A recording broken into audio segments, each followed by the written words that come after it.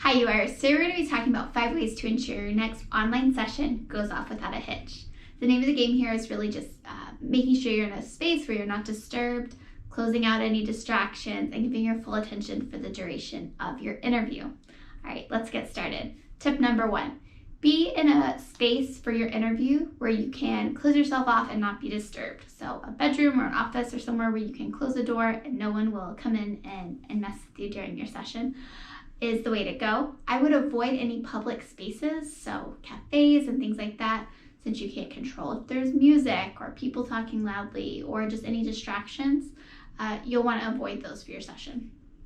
Number 2, pause all notifications on your computer. If you're on a Mac, if you go to System Preferences, Notifications, and then set your Do Not Disturb for the window that your session is being held, that'll help make sure that you're not getting any notifications from your iMessage or notifications from your email, calendar, stuff like that, that could be distracting during your interview.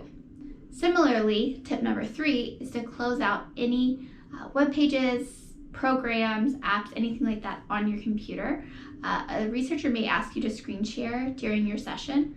And so both for privacy and so that it's not distracting and cumbersome to close a bunch of stuff out, if they do ask you to screen share, it's just good to get that done on the front end.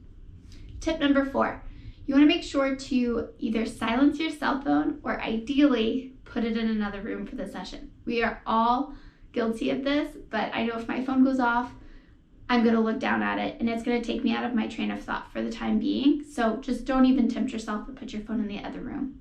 And tip number 5, you want to make sure that you are dressed appropriately and behaving as if you are in a casual but an interview. So no need to be super formal or dress up or anything like that, but just keeping with language that's respectful and also clothing that's just appropriate for an interview is the way to go.